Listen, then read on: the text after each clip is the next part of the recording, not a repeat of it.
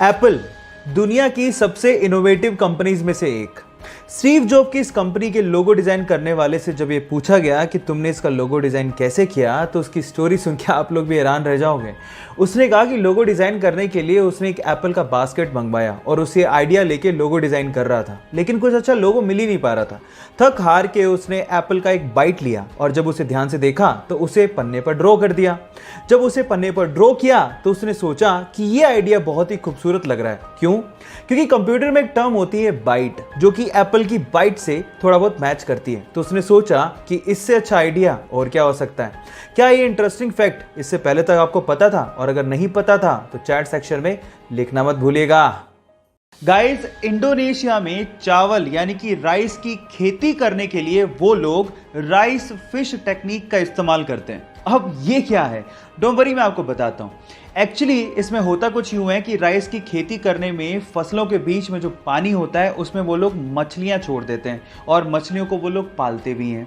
अब होता कुछ यूं है कि मछलियों की ड्रॉपिंग बेसिकली किस तरह से काम करती है? फर्टिलाइजर की तरह से। और मछलियां एक्चुअली पेस्ट और इंसेक्ट्स को खा भी लेती हैं। अब इससे डबल फायदा हो गया, फर्टिलाइजर की जरूरत नहीं पड़ी, पेस्टिसाइड की भी जरूरत नहीं पड़ी। और इससे जो ऑक्सीजन की सर्कुलेशन होती है उससे 10% ज़्यादा पैदावार होती है चावल की।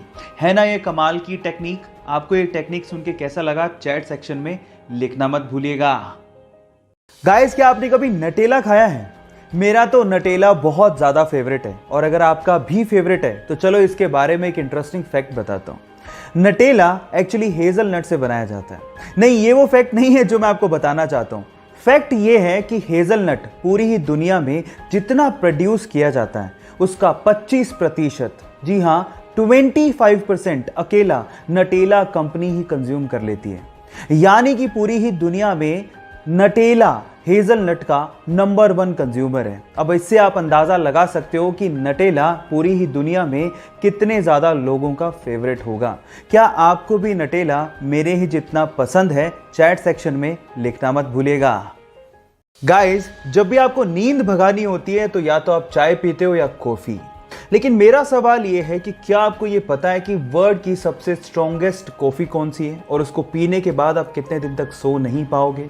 डोंट वरी, मैं आपको बताता हूं। उस कॉफी का नाम है डेथ विश कॉफी। जी हाँ गाइस, डेथ विश कॉफी, जिसमें नॉर्मल कॉफी के मुकाबले 200 गुना ज्यादा कैफीन होता है और उसे पीने के बाद लगभग 3 दिन तक आप सो नहीं पाओगे। और एक्चुअली ये कॉफी उन बच्चों को जरूर काम आ सकती है जो कि पूरे साल तो नहीं पढ़ते, लेकिन एग्जाम की रात को उन्हें पढ़ने की आदत होती है, तो शायद उनको बहुत काम आ सकती है। ये इंटरेस्टिंग फैक्ट जान के आपको कैसा लगा? चैट सेक्शन में लिखना मत भूलिएगा।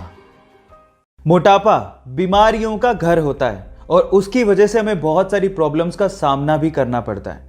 लेकिन गाइस, मैं आपको आपकी जानकारी के लिए बता दूं कि जो लोग स्लो ईटर्स होते हैं, मतलब जो खाने को धीरे धीरे चबा के इत्मीनान से खाते हैं, उनके मोटे होने की संभावना काफ़ी कम होती है। लेकिन मोटे लोगों के साथ ऐसा नहीं होता है। मोटे लोग, आपने कभी गौर किया हो तो वो बहुत ज़्यादा फास्ट खाते हैं, चबा के नहीं खाते। इस वजह से उनके मोटापे की प्रॉब्लम और ज़्यादा बढ़ते जाती है। इसका मतलब क्या हुआ? इसका मतलब यह है कि अगर आप अपने मोटापे की प्रॉब्लम से परेशान हैं और उसे कम करना चाहते हैं तो आप अपने खाने को इत्मीनान से धीरे धीरे चबा के खाएं। आपने कहावत तो सुनी होगी, 32 बार चबा के खाना, जिससे आपका जो खाना होता है वो अच्छे से क्रश हो जाता है। और ये करने से, इस हैबिट को अपनाने से आप अपने मोटापे को कंट्रोल कर सकते हैं। ये इंटरेस्टिंग फैक्ट जान के आपको कैसा लगा? चैट सेक्शन में लिखना मत भूलिएगा।